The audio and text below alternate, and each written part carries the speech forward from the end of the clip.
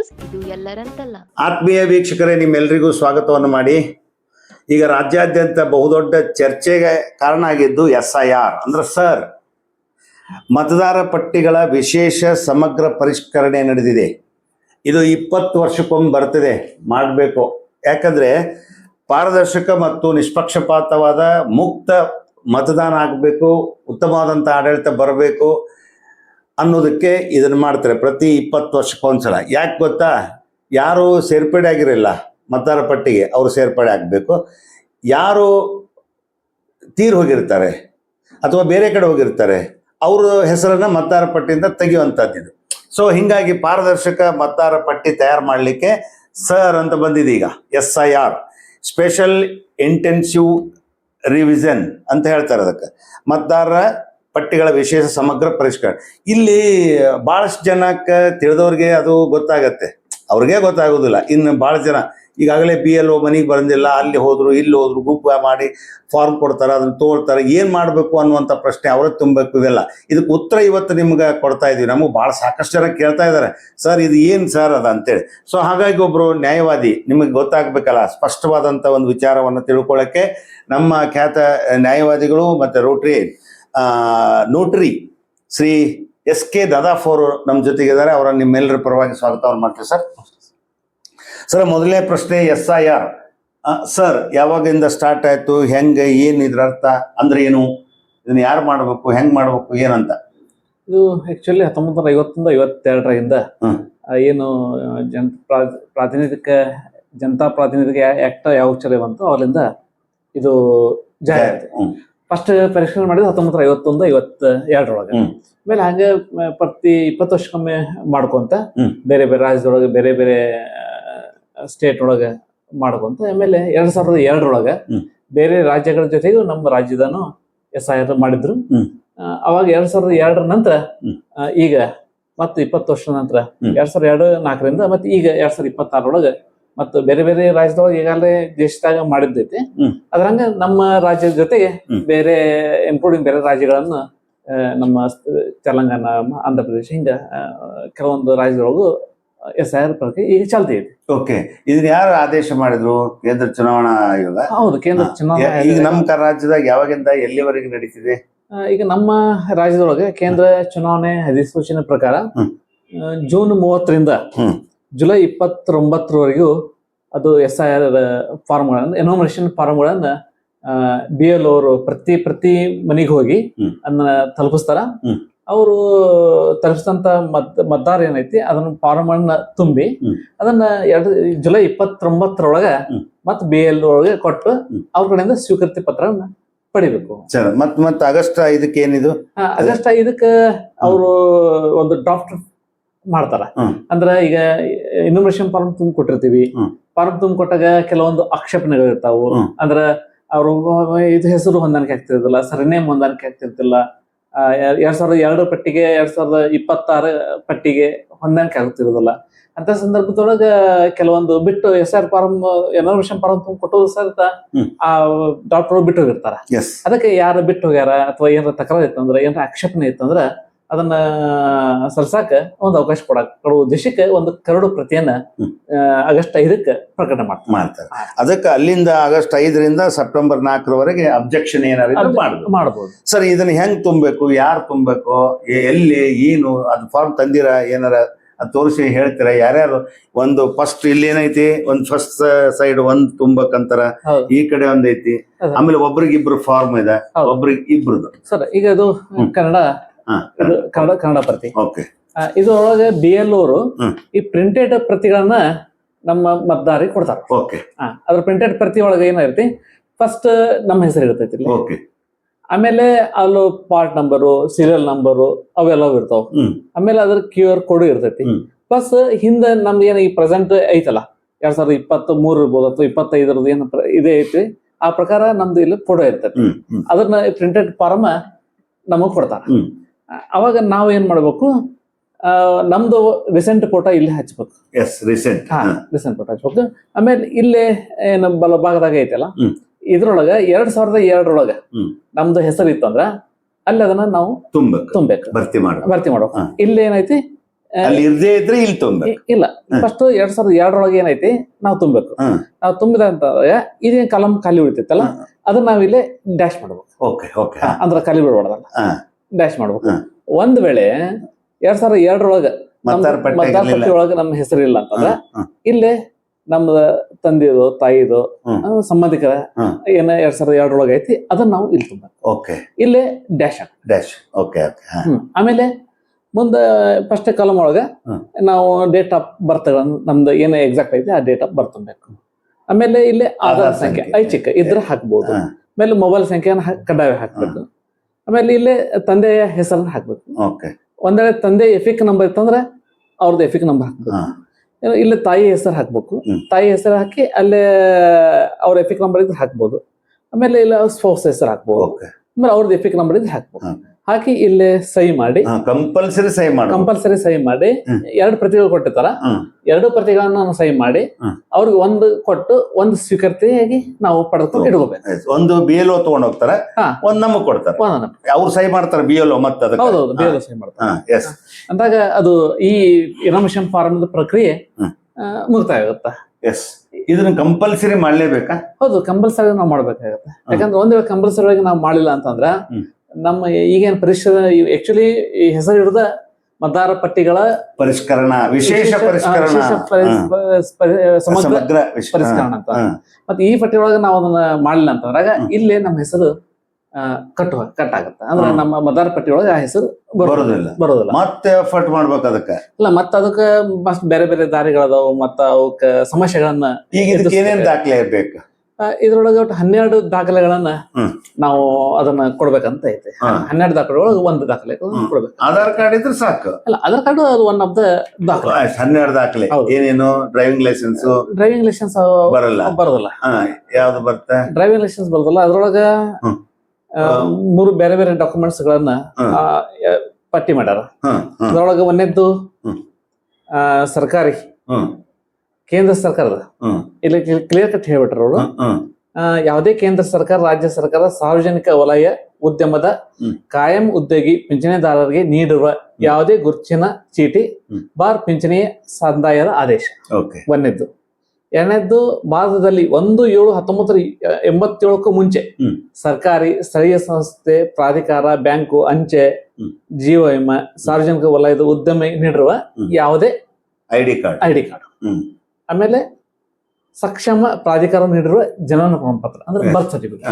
ಆಮೇಲೆ 4ನೇದ್ದು ಪಾಸ್ಪೋರ್ಟ್. 5ನೇದ್ದು ಮಾನ್ಯತೆ ಪಡೆದ ಮಂಡಳಿಗಳ, ವಿಶ್ವವಿದ್ಯಾಲಯಗಳು ನೀಡಿರುವ ಮೆಟ್ರಿಕ್ಯುಲೇಷನ್ ಅಥವಾ ಶೈಕ್ಷಣಿಕ ಪ್ರಮಾಣಪತ್ರ, ಸರ್ಟಿಫಿಕೇಟ್ಸ್. ರಾಜ್ಯದ ಸಕ್ಷಮ ಪ್ರಾಧಿಕಾರ ನೀಡಿರುವ ಕಾಯಂ ನಿವಾಸಿ ಪ್ರಮಾಣಪತ್ರ. ಆಮೇಲೆ ಅರಣ್ಯ ಹಕ್ಕು ಪ್ರಮಾಣಪತ್ರ. ಅಂದ್ರ ಅವಾಗ ಹಕ್ಕು ಪತ್ರ ಕೊಟ್ಟಿದ್ರೆ ಅದು ನಡೀತೈತಿ. ಆಮೇಲೆ 8ನೇದು, ಸಕ್ಷಮ ಪ್ರಾಧಿಕಾರ ನೀಡಿರುವ OBC, ಪರಿಶಿಷ್ಟ ಜಾತಿ, ಪರಿಶಿಷ್ಟ ಪಂಗಡ, ಹಿಂದುಳಿದ ವರ್ಗ ಜಾತಿ ಪ್ರಮಾಣಪತ್ರ. 9ನೇದು, ರಾಷ್ಟ್ರೀಯ ಪೌರತ್ವ ರಿಜಿಸ್ಟರ್ ಅಸ್ತಿತ್ವದಲ್ಲಿ ಇದ್ದವರಿಗೆ.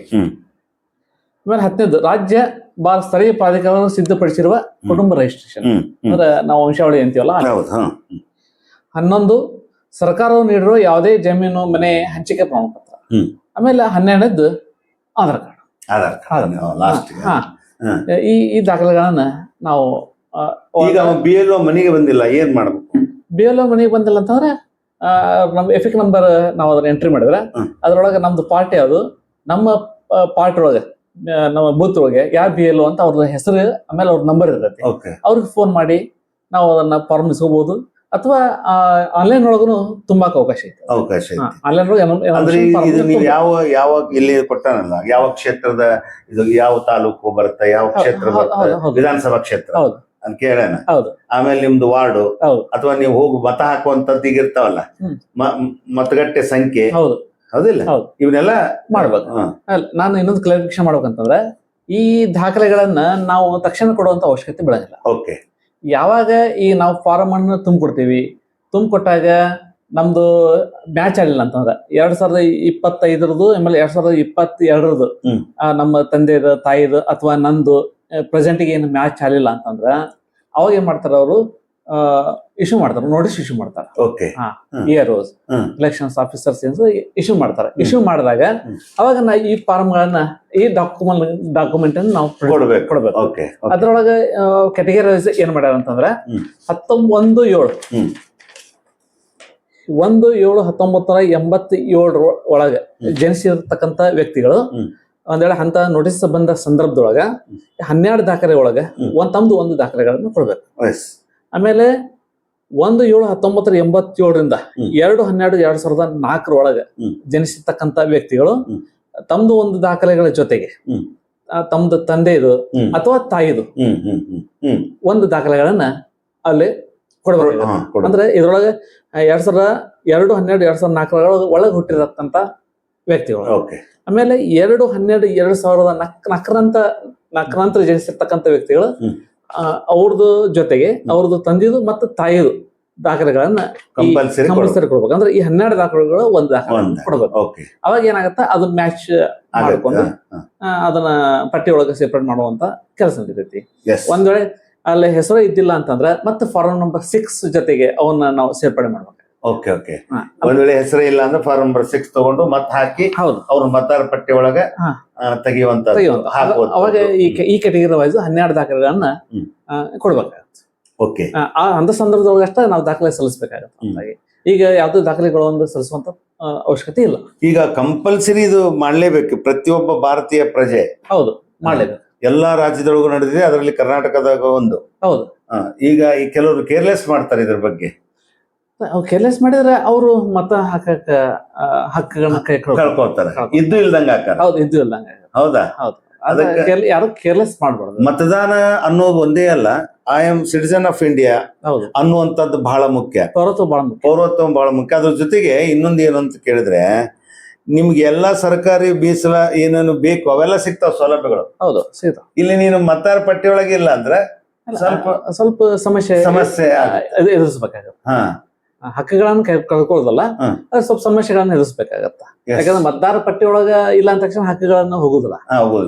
ಆದ್ರೇನು ಮತ್ತೆ ಸಮಸ್ಯೆಗಳನ್ನ ಅನುಭವಿಸ್ಬೇಕಾಗತ್ತೆ. ಮತ್ತೆ ಮತದಾರ ಪಟ್ಟಿ ಒಳಗೆ ಸೇರಿಸ್ಬೇಕಂದ್ರೆ ಮತ್ತೆ ಸಮಸ್ಯೆಗಳನ್ನ ಮನುಷ್ಯ ಹೌದು, ಒಂದ್ ಎಡಗಣ್ಣು ಹೊತ್ತು ಒಂದ್ ಬಲಗಣ್ಣು ಹೊತ್ತು ಮಾತಾಡಕ್ ಬರಂಗಿಲ್ಲ. ಹಿಂಗ ಈ ರೀತಿ ಮನುಷ್ಯ ಅಂತ ಅಂತಾರ. ಈ ರೀತಿ ಮಾಡೋಕ್ಕಿಂತ ಹ್ಯಾಂಡಿಕ್ಯಾಪ್ಟ್ ಆಗ್ಬೇಡ್ರಿ, ಮಾಡ್ಕೊಳ್ಳೋದು ಚಲೋ. ಅದಕ್ಕೆ ಏನ್ ಮಾಡ್ತಾರೆ ನಮ್ಮ ಕೇಂದ್ರ ಸರ್ಕಾರದವರು ಅಥವಾ ನಮ್ಮ ರಾಜ್ಯ ಕೇಂದ್ರ ಚುನಾವಣಾ ಆಯೋಗ ಮತ್ತು ರಾಜ್ಯ ಚುನಾವಣಾ ಆಯೋಗ, ಆಮೇಲೆ ನಮ್ಮ ಎಸ್ಪೆಷಲಿ ನಮ್ಮ ಗದನೊಳಗ ಬಹಳಷ್ಟು ಕೆಲಸ ಮಾಡಂತಾರ. ಬಹಳಷ್ಟು ಇವ್ರಿಗೆ ಮಾಹಿತಿಗಳನ್ನ ನೀಡಾಕ. ಆದ್ರೆ ಬಹಳ ಏನು ಜನರು ಇದು ಅಂದ್ರೆ BLOಗಳು ಮನೆಗೆ ಬರುದಿಲ್ಲ, ಹಂಗೆ ಹಿಂಗೆ ಅಂತ ಹೇಳಿ. ಅಲ್ಲ, ಅದು ಎಲ್ಲೋ ಕೂಡಿಸಿ ಅಲ್ಲಿ ಎಲ್ಲಾರು ಜನರು ಕೂಡಿಸಿ ಅಲ್ಲೇ ಕೊಡ್ತಾರ. ಅದು ಏನೋ ಗೋಲ್ಮಾಲ್ ಐತಿ. ಹಂಗ ನಮ್ ಗದನೊಳಗ ಅಂತ ಯಾವ್ದು ನಡೆದಿಲ್ಲ. ಗದನೊಳಗ ಅಗ್ದಿ ಮನೆಗೆ ಹೋಗಿ ನೀಡಾಕಂತಾರ.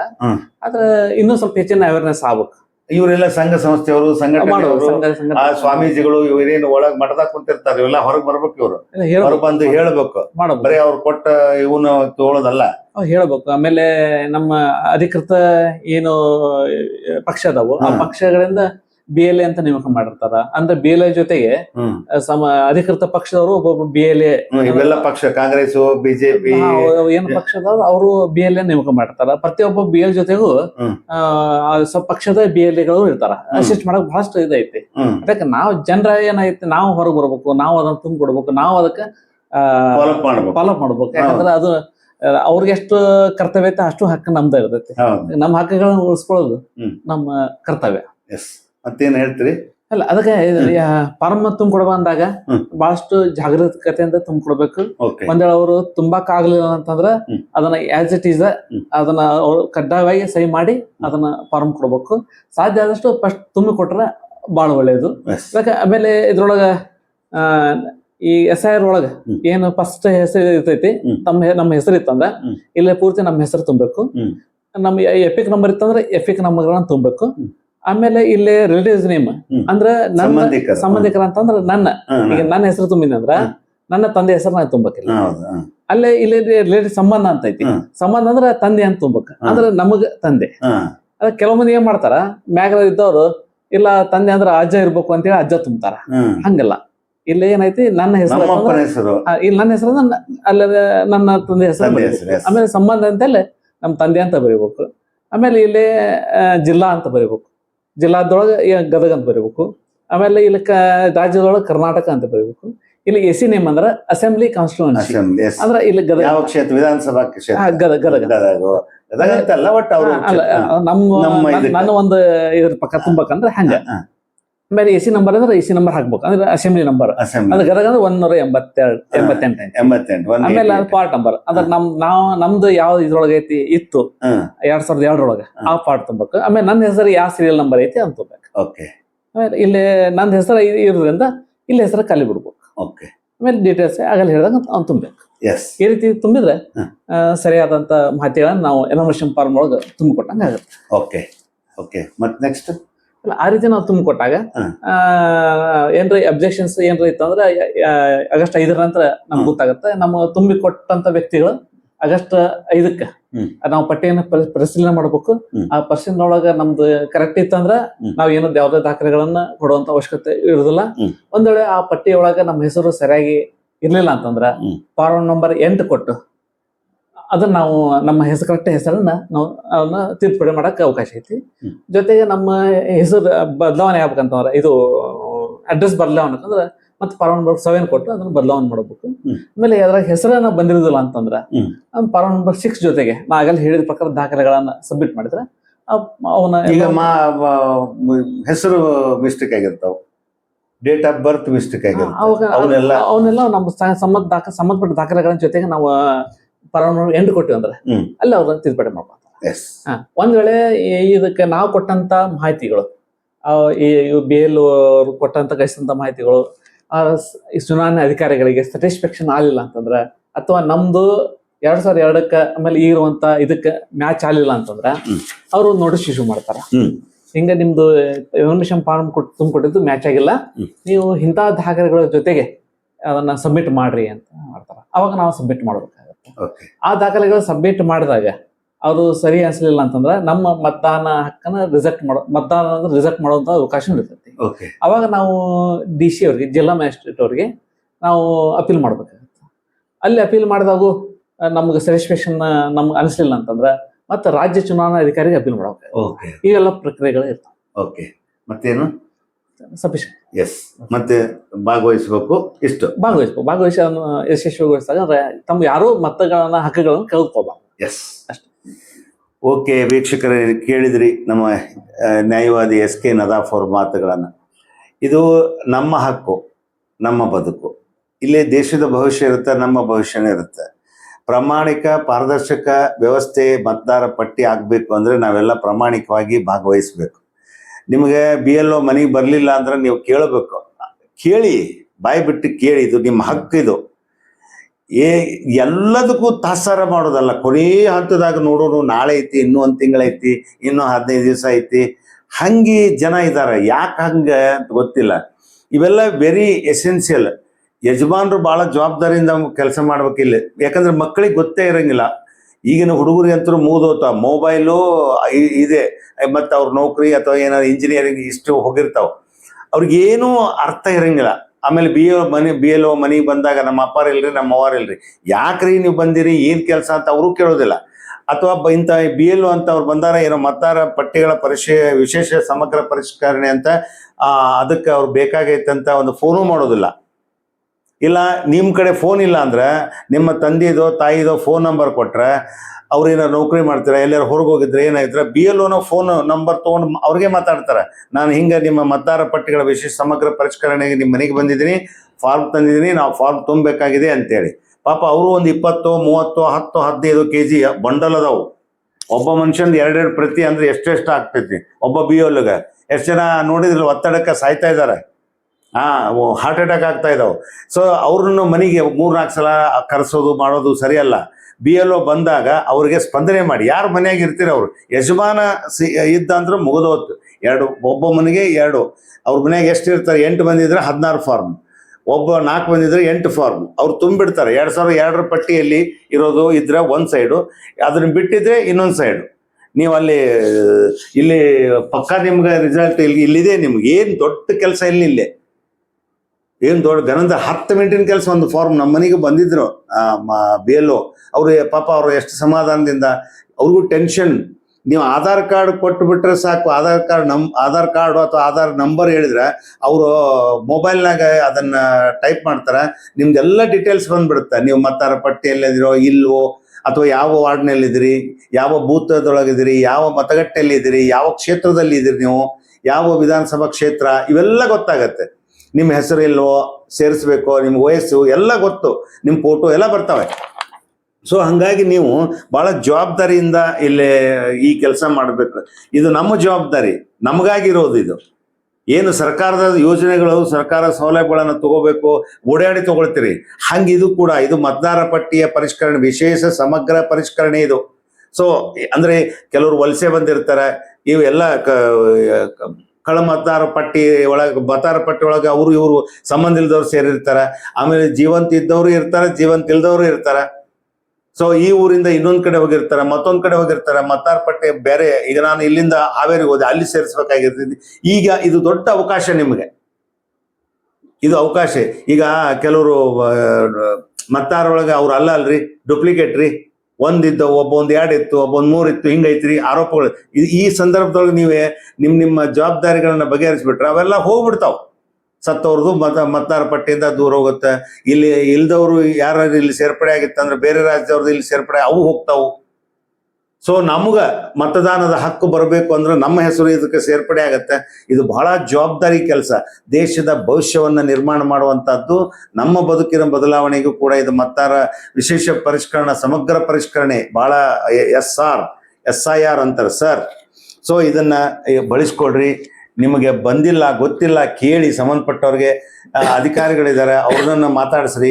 ಬೇಕಾದ್ರೆ ನಿಮ್ಮ BLO ಇರ್ತಾರೆ, ಅವ್ರನ್ನ ಬಂದಾಗ ಗೌರವಾನ್ವಿತವಾಗಿ ಮಾತಾಡಿಸಿ ಅವ್ರ ಕಡೆಯಿಂದ ಎಲ್ಲ ನಿಮ್ಮ ಕಡೆಯಿಂದ ತುಂಬಕ್ಕಾಗ್ಲಿಲ್ಲ ಅವ್ರು ಕೇಳಿ, ಸರ್ ನಮ್ಗೆ ಹಿಂಗಾಗೋದಿಲ್ಲ ಅಂತ. ನಿಮ್ಗೆ ಏನೂ ಮಾಡೋಕ್ಕಾಗಿಲ್ಲ ಅಂದ್ರೆ ದಯಮಾಡಿ ಒಂದು ನಿಮ್ಮ ಇತ್ತೀಚಿನ ಒಂದು ಭಾವಚಿತ್ರ ಫೋಟೋ, ನಿಮ್ದು ಪಾಸ್ಪೋರ್ಟ್ ಸೈಜ್ ಫೋಟೋ ಮತ್ತೆ ನಿಮ್ಮ ಸಹಿ ಮಾಡಿದ ಈ ಫಾರ್ಮ್ ಜೋಡಿಸಿ ಕೊಟ್ಬಿಟ್ರೆ ಸಾಕು. ಆಧಾರ್ ಕಾರ್ಡ್ ಕೊಟ್ರೆ ಅವರೆಲ್ಲ ಮಾಡ್ಕೊಳ್ತಾರೆ. ಆ ಮಟ್ಟಕ್ಕೂ ಕೂಡ ಈ ವ್ಯವಸ್ಥೆ ಮಾಡಿದ್ದಾರೆ.